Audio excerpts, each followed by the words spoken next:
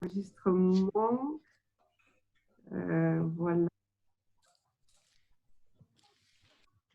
Ah, attends, il y a quelqu'un encore. Il y a quelqu'un.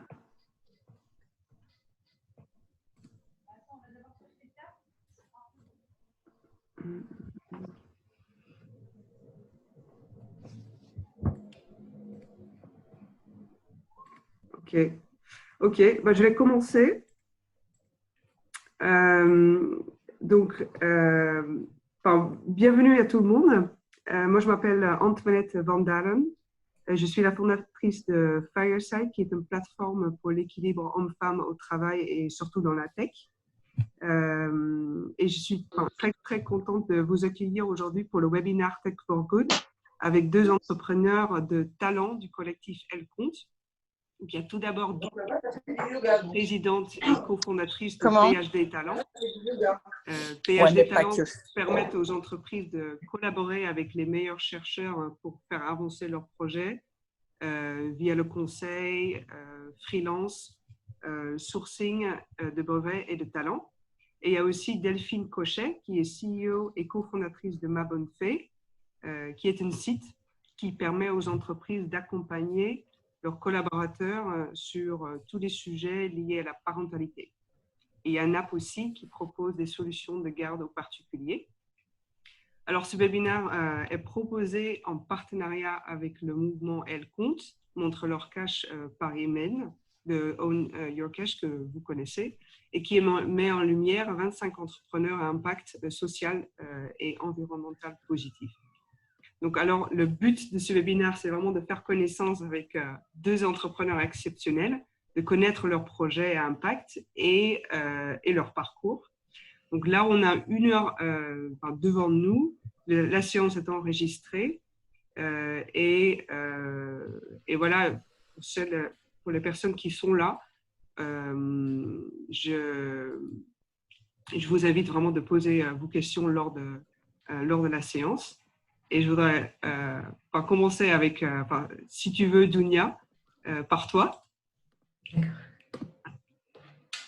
Alors, je pars en live, 5 questions. Oui. D'accord, bon, très bien. Alors, je vais me présenter, Dounia Belriti, comme Antoinette l'a dit, donc je suis cofondatrice et présidente de PhD Talent. Et par ailleurs, je suis docteur en physique et chimie des matériaux.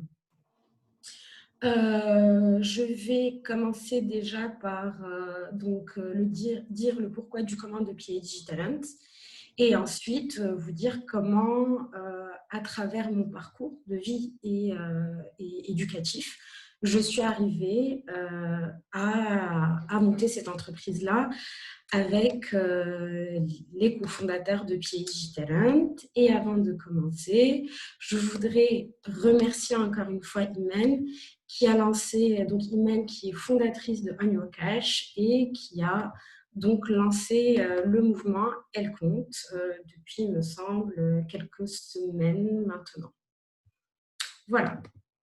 Donc, ensuite, concernant PhD Talent, donc PhD Talent, c'est une structure qui a été montée afin de créer du lien entre le secteur académique et le secteur privé, et plus précisément, l'idée étant d'exploiter au maximum possible les ressources, les talents qui sont développés du secteur académique vers le secteur privé. Voilà, c'est l'idée. Donc, on le fait, comment est-ce qu'on le fait et pourquoi c'est différent si on vient se positionner par rapport à des SAT ou des structures d'accélération de technologie type PEPIT ou structures de valorisation dans le secteur académique. Donc, nous, avec les fondateurs de PhD Talent, on est tous docteurs et pendant notre doctorat, on est parti de 2 constats. Le premier, c'est qu'aujourd'hui, les chercheurs, les docteurs, sont méconnus du secteur privé en France et dans les pays latins en général. Donc, c'est des profils qui ont une valeur économique qui est assez puissante parce que c'est des gens qui comprennent les marchés, qui connaissent en fait les modifications et les transformations que vont connaître les sociétés à 10 ans, 15 ans, 20 ans, d'un point de vue sociétal, structurel, mais aussi technologique. Donc, c'est des talents qui sont nécessaires aux entreprises, mais aujourd'hui ne sont pas connus.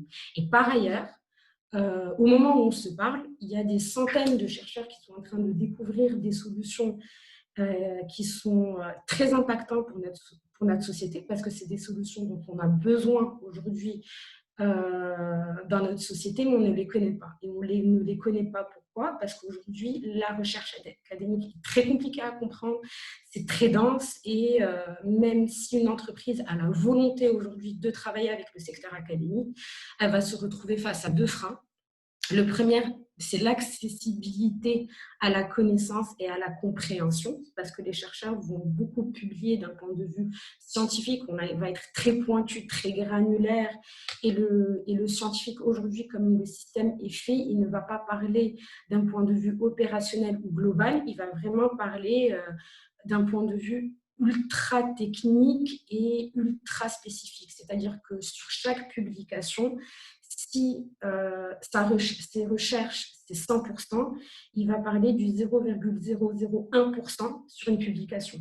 Donc, autant vous dire que pour quelqu'un qui est non initié, il ne peut pas avoir ce regard et comprendre à quoi sert sa recherche. Ça, c'est la première chose. Donc, d'un point de vue intellectuel, c'est compliqué. Et même dans le secteur académique lui-même, sur une recherche qui est sortie, si on voit d'un point de vue mondial ou international, il n'y aura que 500 personnes qui vont comprendre cette publication-là.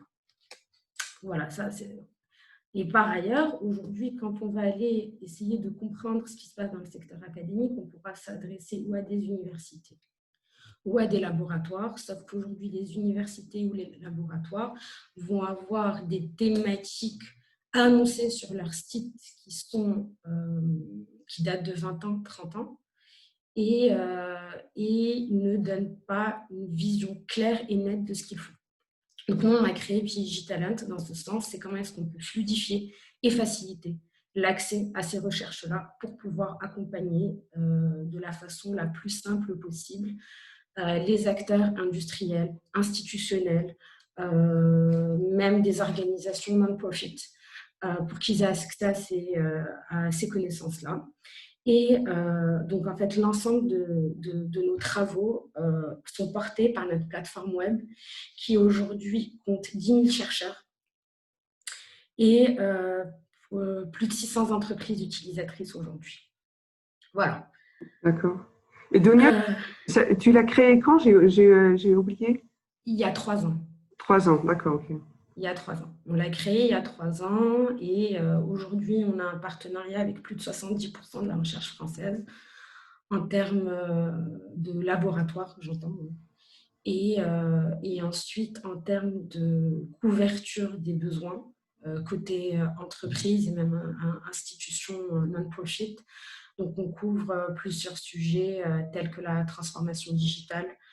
On accompagne aussi nos clients sur la compréhension de l'intelligence artificielle, sur les problématiques écologiques, sur les problématiques d'externalité sociale positive ou négative sur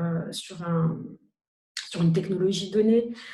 Voilà. En fait, grâce à notre accès à ces 10 000 chercheurs, on a bien évidemment, donc ça va des sciences dures, qu'on appelle dures, jusqu'aux sciences lettres, sciences humaines et sociales, qui peuvent couvrir, par exemple, des problématiques de management dans une entreprise, de compréhension du comportement consommateur et aussi de compréhension de notre utilisation de l'objet VS, aujourd'hui, les impacts qu'on essaye de comprendre et éviter. Donc, ce que je veux dire, externalité négative, on utilise beaucoup impact, mais le mot approprié en sociologie est externalité. Voilà. Alors, est-ce que je parle de mon parcours? Mais oui, vous préférez poser des questions à ce niveau-là, et après, je peux expliquer à vous de voir. Oui, c'est comme vous voulez. Moi, j'ai une question. Je voulais juste savoir Si j'ai bien compris, tu l'as cofondé avec d'autres personnes. Oui. Comment bon, peut-être ça va faire partie de ton parcours, comment tu es entré en contact avec ces personnes-là Mhm. et, enfin, le projet, c'est toi qui l'as eu ou c'était avec d'autres personnes? Ça te fait cette création de… D'accord, très bien. Alors, il y a deux questions. La première, excuse-moi Antoinette, c'était l'idée, d'accord, le pourquoi. Et la deuxième, enfin, c'est plutôt le comment, pas parce que j'ai expliqué le pourquoi, c'est le comment.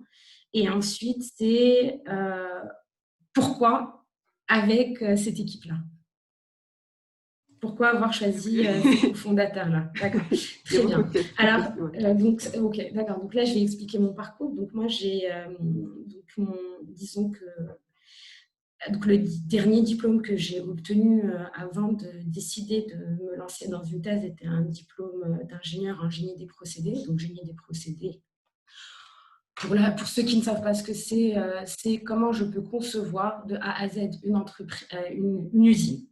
Comment est-ce qu'on conçoit une usine pour être optimale d'un point de vue rentabilité du produit qu'on obtient à la fin.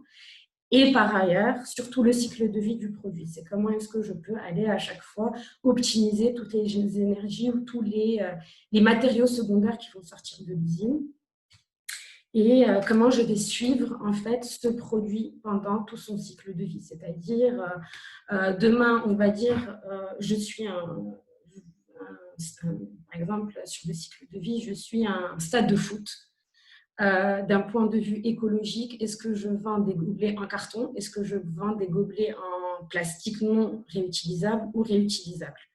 Et donc là, en fait, nous, on va suivre tout le cycle de vie du gobelet, quelle que soit sa matière, pour dire combien je consomme de CO2 et qu'est-ce qui est effectivement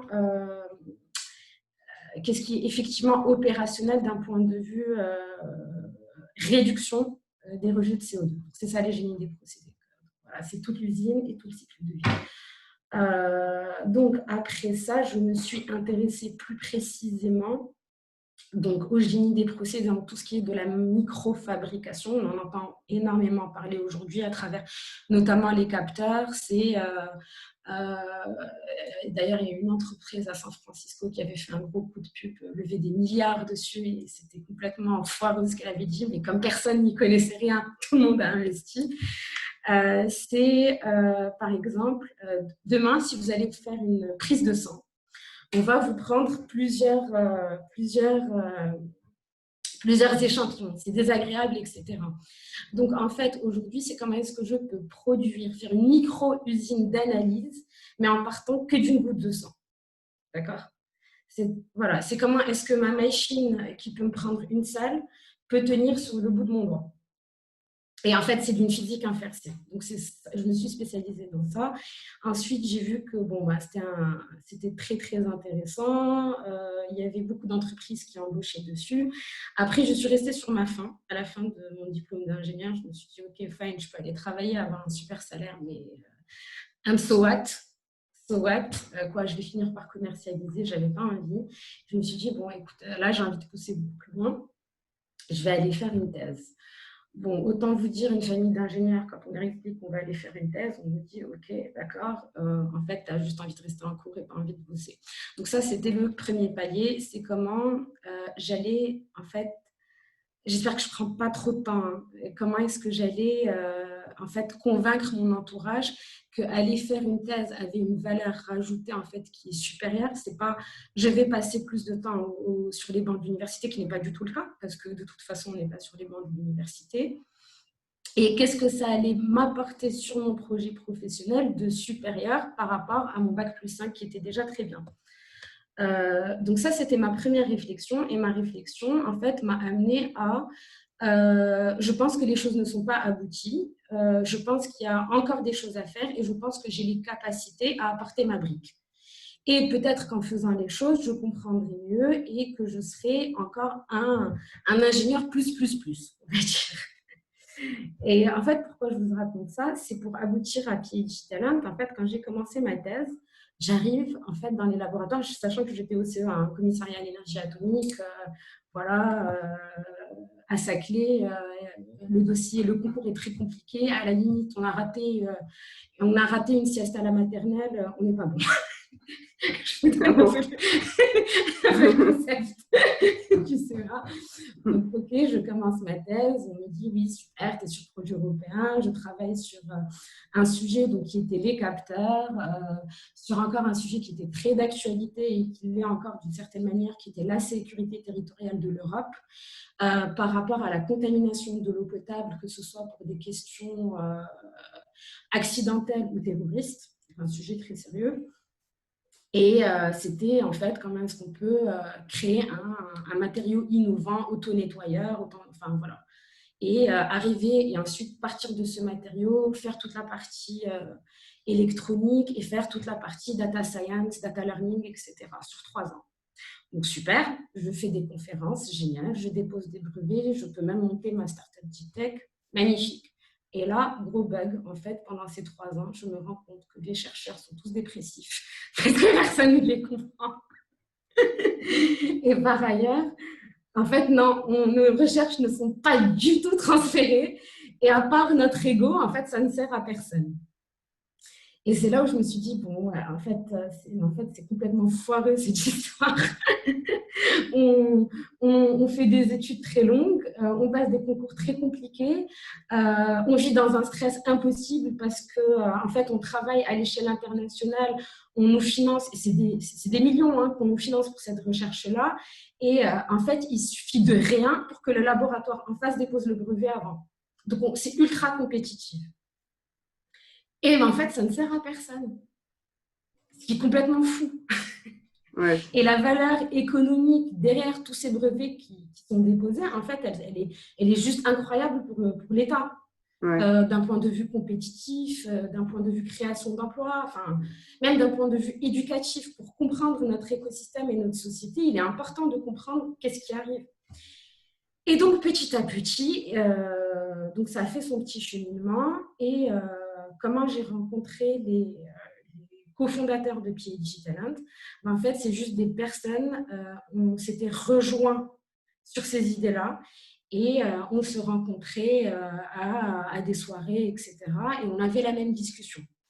Donc, un des cofondateurs, je l'ai rencontré à la bibliothèque. Donc, on est devenus amis et après, on a fondé une entreprise, etc. Un des autres cofondateurs, je l'ai rencontré pendant mon stage de M2. Donc lui, il était entre le CEA, Thales et l'IEF, qui est l'Institut d'électronique fondamentale. Et le dernier travaillait chez Thales. Donc autant vous dire qu'on était tous, sachant que celui que j'ai rencontré à la bibliothèque était chez Sanofi, donc autant vous dire que c'était des jeunes chercheurs en formation qui travaillaient en entreprise aussi. J'étais au CEA sur un projet européen qui était censé être transféré. Et on a quand même tous eu la même frustration. C'est qu'on est sur une population non connue, dont les compétences sont non transférables, les brevets non transférables, et donc il fallait fluidifier l'ensemble. D'accord. Je pense avoir répondu. Oui, c'est très bien. J'ai juste une question parce que, en effet, vous avez tous eu la même frustration. Moi, je ne connais pas du tout très bien ce milieu-là, mais moi, je me pose la question, est-ce qu'il y en a eu, est-ce qu'il y a d'autres personnes qui se sont rendues compte de ça? Est-ce qu'il y a d'autres initiatives comme PhD Talent qui existent aujourd'hui, qui ont le même concept? Est-ce que c'est quelque chose qui… Oui, je comprends la question. Alors oui, il y a d'autres initiatives comme PhD Talent. Alors d'abord, il y a des initiatives qui ont été lancées notamment par Sarkozy, qui sont des structures d'accélération technologique et qui doivent jouer ce rôle, c'est-à-dire le lien entre le secteur académique et le secteur privé. Il y a les structures de valorisation d'université, etc. Mais encore une fois, ce sont des initiatives qui, à mon sens, ils commencent à prendre, mais qui, à mon sens, à l'époque, quand on a créé PhD Talent, avait le plus gros frein, c'est que c'était du top-down. C'est-à-dire qu'on prend une décision, et on dit, maintenant, il va falloir que ça diffuse. Alors, mais comment est-ce qu'on peut faire diffuser cette information sur un système qui est très complexe, à savoir, je vous donne un exemple. Au CNRS, imaginons, il y a X personnes qui travaillent au CNRS. Seuls 30% de ces personnes-là ont un contrat avec le CNRS. Donc, comment je demande donc, à l'ensemble de la population qui travaille au CNRS d'aller sur un fil conducteur, alors que 70% de ces personnes-là ont un autre employeur qui peut-être n'est pas d'accord avec le transfert de techno. En fait, c'est très compliqué. Quand on fait du top-down dans la recherche, on va se retrouver avec une telle stratification, c'est trop compliqué. Par ailleurs, c'est là où je disais, en fait, nous, l'idée de PhD Talent, c'était de faire du bottom-up, c'est-à-dire que je vais aller sensibiliser le chercheur. Si on veut, qu'importe son laboratoire, moi, ce qui m'intéresse, c'est la personne. C'est toi, en tant que chercheur, qu'est-ce que tu développes et tu vas me le mettre dans un endroit de façon très opérationnelle. Qu'est-ce que tu sais faire et tu vas le faire évoluer avec l'évolution de tes compétences. C'est-à-dire, tu vas le update à chaque fois que tes compétences sont updatées. Et tu vas me mettre dans un seul endroit, quels sont tes brevets, etc. Et c'est la plateforme PhD Talent. Par ailleurs, depuis que PhD Talent a été créé, enfin par ailleurs, depuis que PhD Talent a été créé, il y a eu depuis 5 autres structures qui travaillent sur le même sujet, des structures privées, j'entends, mais qui n'ont, disons, pour dire ce qui est, on est leader. Et pour le moment, ne traite pas le sujet de la même manière que nous. Ça reste assez artisanal. D'accord, ok. Ouais. Donc, il y en a un, mais c'est un peu différent, quoi. Okay. Voilà. Ouais. Ok. Je regarde juste les autres, parce que moi, je pose des questions, mais s'il y a d'autres personnes qui souhaitent poser des questions, n'hésitez pas, surtout. Avant qu'on passe à Delphine. Peut-être que Delphine a des questions. C'est possible aussi. Moi, j'allais dire, je ne sais pas si j'ose. En tout cas, je trouve ton sujet passionnant. Moi, je suis toujours époustouflée par des profils comme le tien et des sujets aussi qui me paraissent tellement compliqués et où justement, toi, ton objectif, c'est d'en faire des choses simples et qui comme tu dis, enfin, c'est vrai que pour moi, tu sais, j'ai toujours l'impression que la recherche, c'est sûr. Un minuscule truc et je me dis parfois moi entre guillemets lambda qui n'y connaît rien, mais à quoi ça sert tout ce temps passé, parce que c'est quoi, c'est au moins 3 ans, c'est ça la thèse, après ton bac+5, donc, et tout ce temps passé, est-ce que ça sert à quelque chose? Et c'est là où moi, enfin, donc c'est pas vraiment une question, c'est juste me dire, mais c'est génial en fait que oui, ça sert.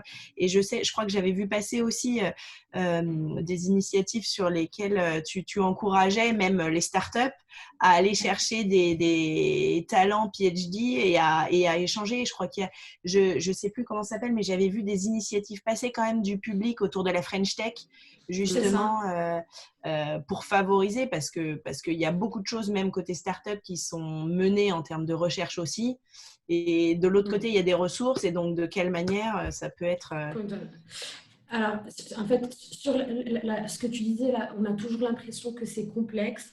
En vérité, ça l'est pas. Ouais, ça c'est dit-elle. Bah, quand même. Honnêtement, en fait, je vais vous donner un exemple très simple. En fait, c'est pour pas. Il me reste 4 minutes pour te laisser la parole. L'exemple le plus simple, vous savez, quand on était au lycée, et moi j'adore ça parce qu'en fait, je l'ai vécu toute ma vie. Au début de l'année, quand le prof annonce les sujets, on est là, non, je ne veux rien comprendre. La fin de l'année arrive, on se dit, en fait, c'était juste ça. Et c'est tout le temps comme ça et toute notre vie. Et en fait, à partir du moment où on se rend compte de ce que c'est, on se dit, ce n'est pas si compliqué. Et pareil, quand on va avoir un chercheur qui va nous accompagner, en fait, lui, son rôle, ce n'est pas de compliquer encore plus, c'est de simplifier. C'est de vulgariser, ouais. C'est de vulgariser. Après, sur la partie start-up, effectivement, il y a le crédit impôt recherche. Donc, c'est une initiative de l'État. Et en fait, quand on recrute un docteur pendant 2 ans sur des activités de R&D, sur le crédit impôt recherche, donc il y a un dispositif qui fait que son salaire est remboursé à hauteur de 120% pendant 2 ans. C'est-à-dire qu'on gagne de l'argent. Ouais. Et ensuite, pendant 60% sur le reste de son activité, après avoir dépassé les 2 ans. Et ce que je veux dire par là, l'État ne l'a pas fait de façon innocente. Il l'a fait, c'est parce qu'aujourd'hui, sur des questions d'innovation, je comprends quand on dit, même moi, quand j'ai commencé mon doctorat, je me dis, mais en fait, en vrai, je ne l'ai dit à personne, je me suis dit à moi, au fond de moi, je me suis dit, mais t'es complètement folle. Enfin, qu'est-ce que tu vas faire à aller répondre à une question où personne n'y a jamais répondu? Est-ce que tu vas y arriver? Mais en vrai, on a des méthodologies, on a des façons de faire qui font qu'on arrive à. Et il faut juste bien suivre les méthodologies. On finit toujours par avoir une réponse. Ce n'est pas toujours celle qu'on veut, mais on arrive à une réponse. Voilà. Et en fait, c'est assez intéressant pour les startups parce que je pense que Delphine, tu en as fait l'expérience, mais aussi Antoinette. Quand vous avez créé votre startup, en vrai, vous n'aviez pas la réponse. Et tous les jours... On ne l'a toujours pas. Mais en réalité, on évolue dans une incertitude constante. Ouais. En vrai. Et en fait, quoi de mieux de s'entourer de personnes qui ont l'habitude, et c'est leur milieu. Le travail d'un chercheur, c'est d'être tout le temps dans l'incertitude et de toujours se remettre en question. Et imaginez-vous, vous êtes avec des gens dont l'échec, en fait, est une réussite. Quand ils ont un échec, ils vous rédigent un rapport, ils vous disent, voilà, ça n'a pas marché, pour telle raison, c'est répertorié, et vous ne refaites plus l'erreur. C'est quand même fou, non? Alors que d'être devant quelqu'un, mince, j'ai perdu, après il faut remotiver l'équipe derrière. Non, là, on a un chercheur et pour lui, l'échec n'est pas un échec. Qui est une culture qui commence petit à petit à arriver en France, mais qui existe déjà chez la population de chercheurs. Ouais. Voilà. Ok. Bon, merci beaucoup, Dunia, pour ton témoignage. C'était super intéressant. Impressionnant. Et impressionnant. Merci bien. Et voilà, et je voudrais maintenant passer à Delphine pour nous parler de Ma Bonne Fée, ton parcours. Et voilà, on reste avec toi et j'ai très, très envie de la découvrir. Ouais, ça marche. Déjà, bonjour à toutes et tous. Je ne sais pas si on a des hommes avec nous, mais bonjour à tous. Donc, je suis Delphine Cochet. Tout le monde, tu m'entends bien? Ouais. Ouais. Je suis la cofondatrice de Ma Bonne Fée. Ma Bonne Fée, ça a plus de 2 ans et demi, bientôt 3 ans. Et moi, sur le parcours, alors pour faire assez simple, j'ai fait une voie scientifique. J'avais plutôt un profil scientifique, mais on ne m'a pas menée vers des études scientifiques. Donc, j'ai fait une école de commerce et j'ai ensuite intégré une agence de communication événementielle dont j'ai pris la direction et dans laquelle je suis restée près de 10 ans. Et au bout de ce chemin-là, à diriger une entreprise qui n'était pas la mienne, mais où j'avais l'impression que c'était comme si. J'ai eu ce goût pour l'entrepreneuriat. Et puis, en plus, j'ai fait une école qui est l'EM Lyon, qui a vraiment une ambiance entrepreneuriale et ce qu'ils appellent les early makers. Et donc, qui donne le goût de l'entrepreneuriat. J'avais beaucoup d'amis hommes qui se sont lancés dans l'entrepreneuriat dans mon entourage. Donc, je m'étais dit, moi aussi. Et je me suis dit que le meilleur moment pour faire ça, c'était à la suite de mes 2 congés maternité successifs.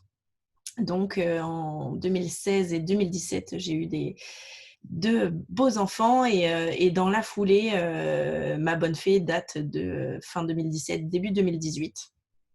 Et voilà, et je me suis lancée dans l'aventure et l'objectif...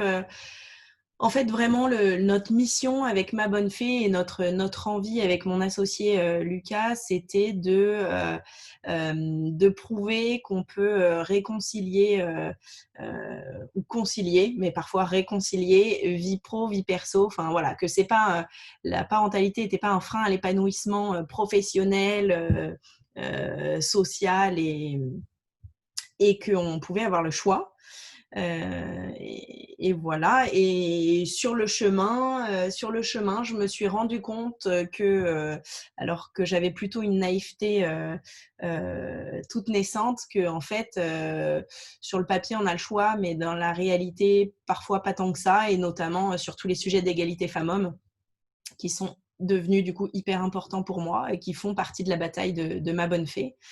Et donc, c'est aussi pourquoi, si je refais le lien avec Elle compte, pourquoi j'ai rejoint le mouvement d'Imen, qui est aussi de dire que Elle compte, les entrepreneurs, elle compte dans la consommation, elle compte dans les entreprises et à tous les niveaux, même si pour l'instant, ce n'est pas toujours le cas. Ouais, c'est ça. Voilà en très résumé le parcours jusqu'à ma bonne fée. D'accord. Et pour ma bonne fée, encore une fois, donc, tu as démarré ton projet, donc après ton deuxième congé maternité. Ouais. Moi, j'ai une question plus organisationnelle. Comment tu as passé en fait de ton travail, puis ton congé, et puis à la création d'entreprise? Est-ce que tu as fait ça durant en fait, comment ça s'est fait? En fait, donc quand je suis revenue de mon premier congé maternité, donc je travaillais dans une petite PME, on était 25, donc c'est une petite boîte. Et donc quand je suis partie, comme dans une petite boîte, j'ai pas été remplacée. Donc comme dans une petite boîte, j'avais toujours un petit peu un pied, même si j'ai essayé de faire une coupure parce que c'est important. Mais donc c'était forcément, c'était on se débrouille comme on peut dans une petite boîte quand tu t'en vas en congé maternité. C'est quand même une réalité. Et le mois où je suis revenue, j'ai annoncé que en fait, j'allais repartir dans quelques mois pour un deuxième congé maternité. Et du coup, je me disais deux choses. Je me disais, dans une petite boîte, c'est quand même compliqué de partir 4 mois. Puis en plus, j'avais pris un petit peu plus longtemps. Donc, de partir 4 à 6 mois tous les 6 mois, en fait, c'est beaucoup trop compliqué à gérer. Même moi, ça m'empêchait de faire des vraies coupures comme je le voulais. Et donc, je me suis dit, c'est le bon moment. Je ne vais pas préparer mon deuxième congé mat, je vais préparer mon départ. Et je me lancerai dans l'aventure entrepreneuriale à mon retour le jour où j'aurai décidé de reprendre. Et du coup, je savais que je voulais me lancer. Alors moi, j'ai un tempérament qui aime bien les challenges, parfois de manière un peu irrationnelle et un peu folle, entre guillemets. Mais bon, je pense que c'est comme ça aussi qu'on se lance. Je savais que je voulais me lancer, je n'avais pas d'idée. Et moi, je cherchais plus quelqu'un, tu vois, typiquement, je me disais, je vais chercher quelqu'un qui a la science, soit un tech, soit qui a vraiment une idée, mais qui n'a pas forcément en revanche les compétences autres de développement d'un business, les compétences vraiment transverses de mener une entreprise, RH, bancaire, marketing, commercial, etc., que j'avais.